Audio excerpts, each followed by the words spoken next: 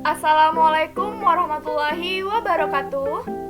Halo Ananda semua, kembali lagi pada mata pelajaran Sosiologi bersama Ibu Elsa Ardiana SPD. Sebelum kita mulai belajar, kita berdoa dulu yuk. Bismillahirrahmanirrahim. Pada pertemuan kali ini, kita akan membahas tentang dinamika kelompok sosial dan pola hubungan dalam kelompok sosial.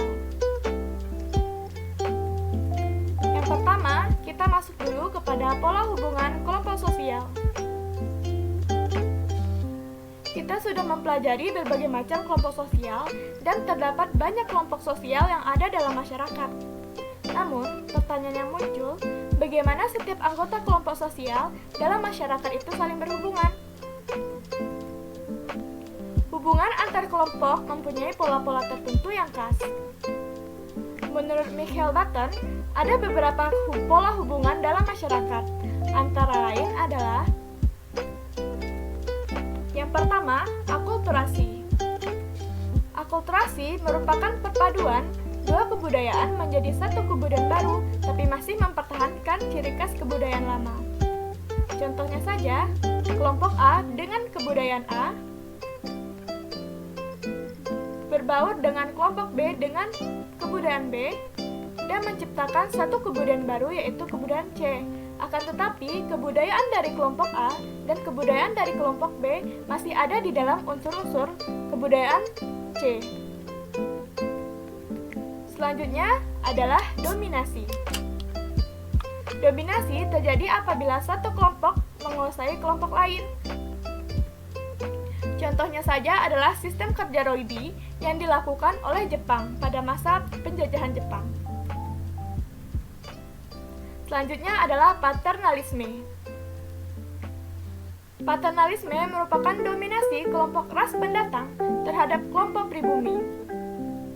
Contohnya, Indonesia dijajah oleh Belanda dan Belanda adalah merupakan kelompok pendatang, sedangkan Indonesia adalah kelompok pribumi.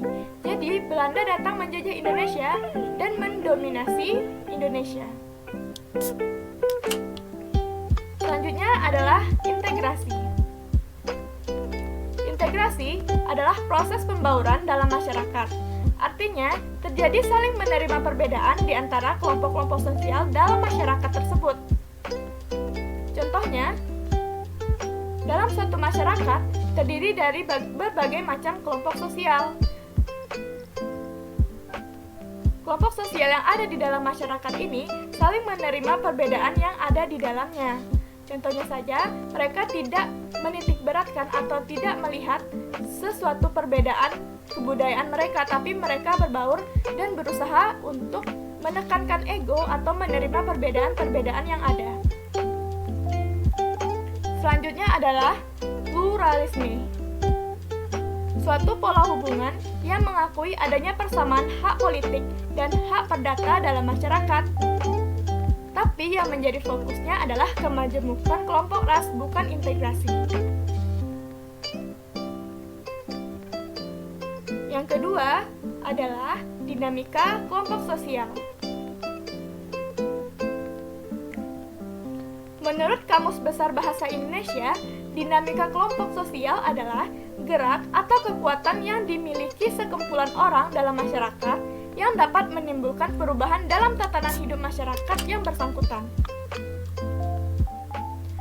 Fungsi dari dinamika kelompok sosial yang pertama adalah menciptakan kerjasama di antara anggota kelompok sehingga akan saling menguntungkan. Yang kedua adalah memudahkan penyelesaian masalah yang dihadapi kelompok tersebut. Dan yang ketiga adalah memberikan kesempatan pada semua orang untuk memberikan pendapat atau gagasan. Selanjutnya adalah indikator pengukuran dinamika kelompok. Yang pertama adalah adaptasi kelompok. Proses adaptasi suatu kelompok akan berjalan dengan baik jika setiap individu dalam kelompok memiliki keterbukaan dalam menerima informasi baru. Selain itu, setiap anggota kelompok dapat menerima berbagai gagasan dari anggota lain tanpa saling mengganggu antara satu dengan yang lainnya. Yang kedua adalah capaian tujuan kelompok. Dalam mencapai Dalam pencapaian tujuan kelompok, diharapkan setiap anggota kelompok mampu menunjukkan pengetahuan dan kemampuannya kepada anggota kelompok. Selain itu, setiap anggota kelompok mampu menjalani relasi dengan berbagai pihak serta menunda egonya demi terciptanya tujuan bersama. Selanjutnya, ada faktor internal dinamika kelompok. Yang pertama adalah konflik antar individu sebagai akibat adanya ketidakseimbangan kekuatan yang ada di dalam kelompok tersebut. Yang kedua adalah adanya perbedaan kepentingan sehingga terjadi ketidakseimbangan di dalam kelompok tersebut. Dan yang ketiga adalah perbedaan paham dalam upaya pencapaian tujuan kelompok.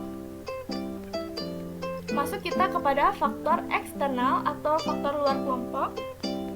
Yang pertama adalah perubahan situasi dan keadaan di tempat kelompok tersebut. Situasi ini dapat berupa ancaman yang datang dari luar sehingga dapat menimbulkan perubahan. Perubahan ini dapat berupa rasa persatuan dalam diri anggota kelompok. Yang kedua adalah pergantian anggota kelompok. Pergantian anggota kelompok akan mempengaruhi perubahan kelompok. Dalam hal ini, beberapa anggota akan mengalami keguncahan atau syok ketika ditinggal oleh salah satu anggota kelompok. Dan yang terakhir adalah perubahan situasi sosial ekonomi anggota kelompok. Kondisi kelompok yang memiliki perbedaan pandangan dan kondisi emosional yang berbeda akan tetap satu dalam menghadapi berbagai masalah yang ada.